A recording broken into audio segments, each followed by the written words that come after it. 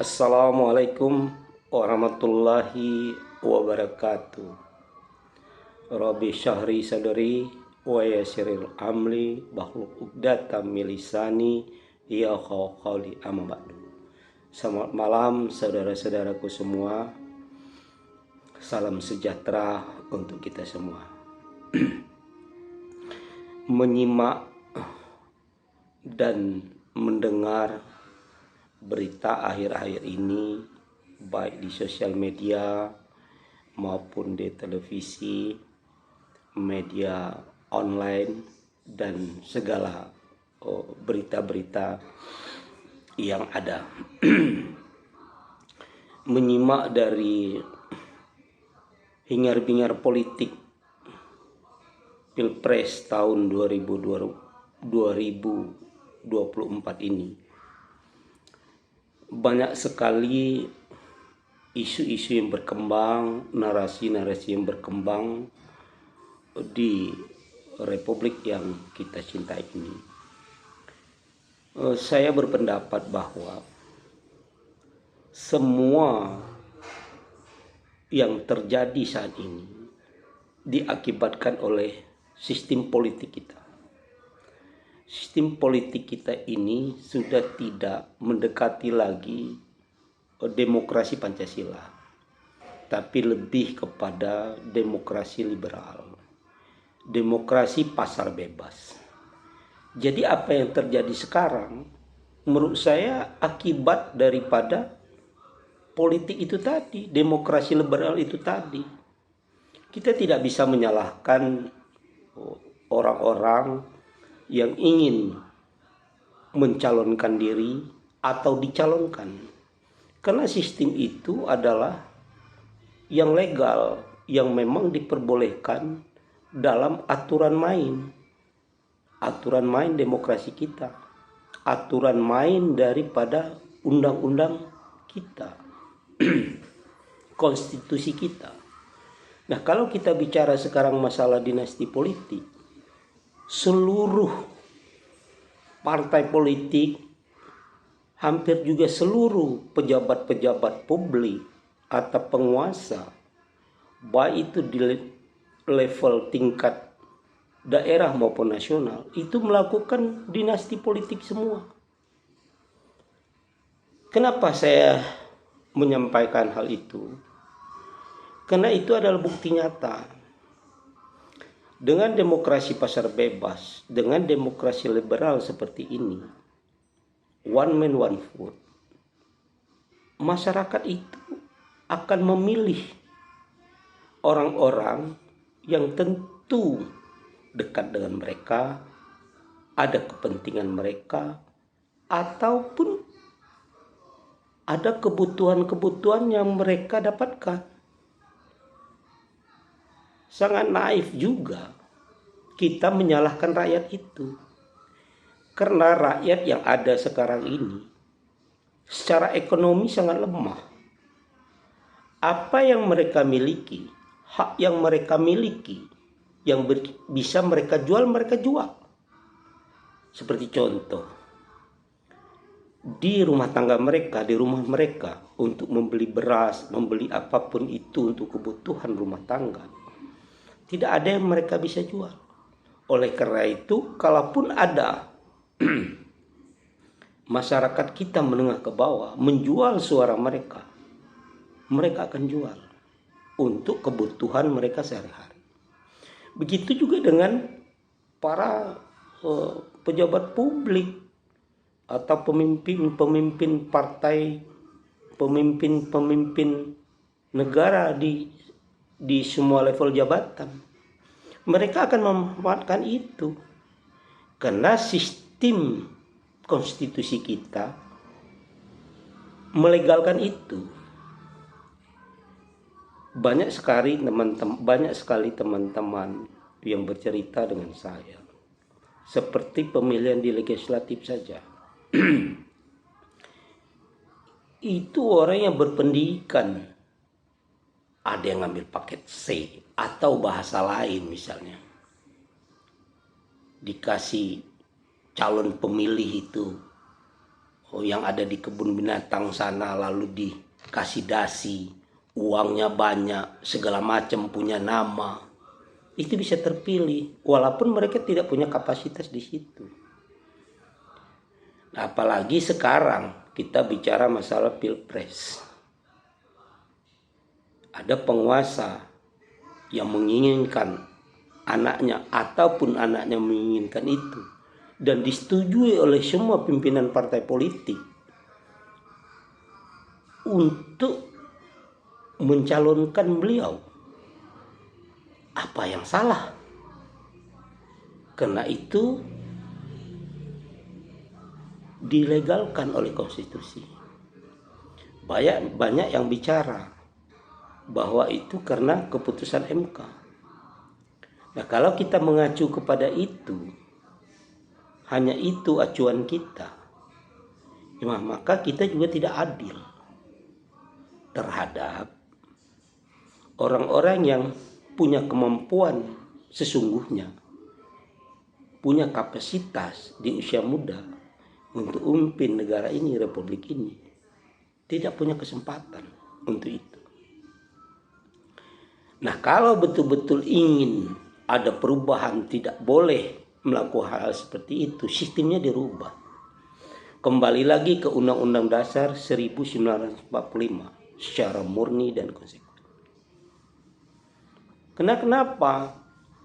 Yang akan jadi itu nanti betul-betul orang yang punya kapasitas yang bagus, kapasitas yang kuat, seperti apa yang dilakukan pada pemilihan presiden tahun 1999. Nah, tidak bisa lagi orang-orang yang ingin menjadi presiden itu orang-orang yang tidak berkompeten atau kurang pengalaman atau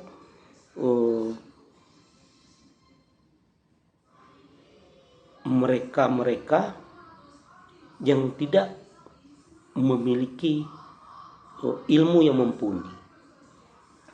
Oleh karena itu, saudara-saudaraku semua, tidak usah dipermasalahkan, tidak usah dipeributkan. Tarung saja, rebut hati rakyat. Rakyat akan bisa memilih, baik itu dengan kepentingannya ataupun dengan hati nuraninya. Selagi sistem kita seperti ini, maka tidak ada gunanya kita membahas masalah pantas, tidak pantas, lalu dinasti ataupun tidak dinasti, etika, tidak etika. Dalam kenyataannya memang seperti itu. Sistem kita lah yang membuat kita kadang memang tidak beretika. Untuk itu, ke depannya para pemimpin, para legislator, khususnya DPR RI, yang membuat aturan main, membuat undang-undang ketatanegaraan, undang-undang pemilu, itu harus lebih hati-hati, memikirkan bangsa jauh ke depan. Nah, kalau seperti ini sekarang, tidak ada gunanya, semuanya munafik. Orang-orang yang bercerita masalah dinasti politik lah, politik uang lah, apa segala macam itu. Kalau mereka menjabat, mereka pun melakukan hal yang sama. Selagi itu tidak melanggar konstitusi, mereka akan melakukan yang sama. Walaupun itu tidak etik, walaupun itu tidak pantas. Nah, ukuran tidak pantas ini apa? Dan tidak ada juga ukurannya. Ukuran tidak pantas itu apa? Nah, saya memang agak risau dengan sekarang ini. kita bernarasi macam-macam. Padahal pokok permasalahannya sistem politik kita. Demokrasi liberal, bukan lagi demokrasi Pancasila. Semuanya gontok-gontokan. Semuanya mau menang. Kadang menangnya dengan cara apapun. Cara membeli suara, cara menekan orang, baik dari segi hukum maupun segala macam. Jadi saudara-saudaraku, ingatlah, negara ini dibangun dengan air mata dan darah oleh pahlawan-pahlawan kita. Menginginkan republik ini damai dan sejahtera, adil dan makmur. Berpolitiklah dengan baik. Bikinlah sistem yang betul-betul baik. Seperti kita misalnya bicara masalah di Amerika. Amerika itu jauh. Adabnya juga berbeda. Di sana politik dinasti ada, tapi mereka sebelum calon-calon presiden itu mencalonkan diri, mereka itu mencalonkan kader-kadernya di partai itu sendiri.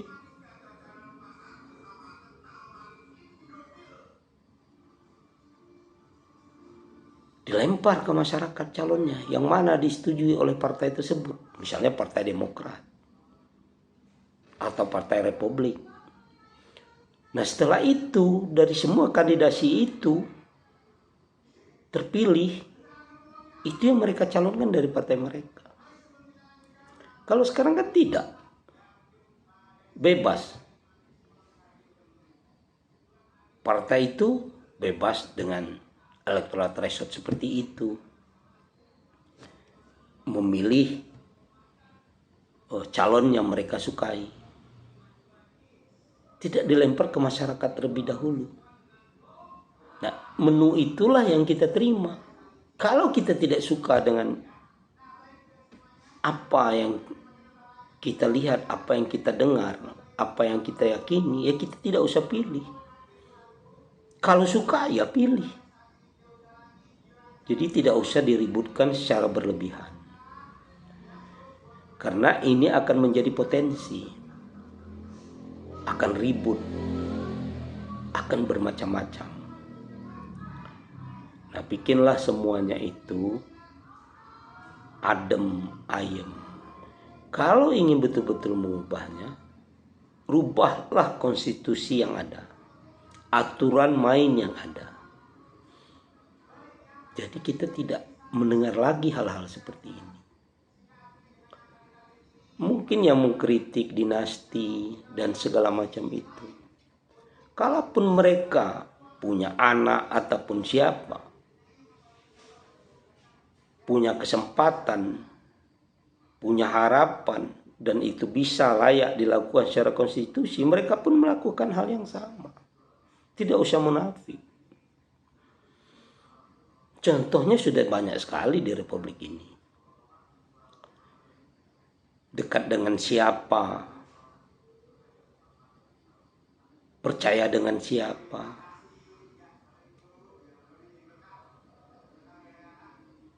Nah, kalau banyak orang-orang yang memahami itu, mereka juga kuat secara ekonomi, secara pemikiran untuk merubahkan itu, bisa berubah. Tapi dengan demokrasi liberal seperti ini, yang banyak uang yang menang, yang popularitas yang menang, tanpa dilihat rekam jejak organisasinya, rekam jejak kapasitasnya, rekam jejak kapabilitasnya, rekam jejak akuntabilitasnya, ya sulit. Karena rakyat itu tidak mau tahu. Tidak mau tahu. Yang penting orang itu bisa membantu mereka dalam kesulitan, ya tetap mereka akan pilih. untuk masyarakat menengah ke bawah. Ya, karena ekonomi kenyataannya secara mikro sulit. Secara makro mungkin ya bagus, tapi secara mikro masyarakat kecil itu sulit kehidupan ekonominya. Jadi semuanya itu omong kosong. Bicara dinasti, bicara politik ini, politik itu, segala macam. Tidak ada gunanya. Karena semua akan melakukan hal yang sama. Semua melakukan hal yang sama selagi mereka punya kesempatan itu. Selagi sistem kita tidak dirubah. Konstitusi kita tidak dirubah. Aturan mainnya kita tidak dirubah. Ada Bawaslu, segala macam. Apa mereka kita yakin mereka akan menguasai dengan baik? Saya tidak yakin. Mungkin juga mereka bermain karena mereka adalah orang politik, orang-orang titipan juga. KPU hampir sama aja karena mereka orang-orang politik, mereka bermain semua. Yang punya integritas yang sangat kuat itu sangat kecil. Karena banyak memang orang-orang yang berintegritas tidak mau ikut dalam politik. Pemahaman mereka, ya sudahlah saya begini aja. Saya lebih suka begini aja. Beda dengan zaman-zaman dahulu. Zaman-zaman sebelum kemerdekaan. Orang-orang itu terpanggil hati nuraninya untuk merdeka. Integritasnya teruji, kapabilitasnya teruji, kapasitas mereka teruji, rekam jejak mereka teruji. Jadi sampailah dengan kemerdekaan mereka tetap memperjuangkan republik ini tanpa mengharapkan secara materi. Kalau sekarang dengan biaya yang tinggi, demokrasi liberal seperti ini, maka munafik kalau kita bicara mereka tidak mengharapkan apa-apa dari semua jabatan itu. Kecuali orang-orang tertentu yang memang mereka tidak mengandalkan uang yang cukup banyak sekedarnya, tapi mereka dipilih oleh rakyat karena integritas, kapasitas, akuntabilitas mereka, kapabilitas mereka. Itulah yang ingin saya sampaikan pada malam ini. Mungkin ada yang akan saya sampaikan di kemudian hari. Sekian dari saya Tani di SIP. Terima kasih. Wassalamualaikum warahmatullahi wabarakatuh.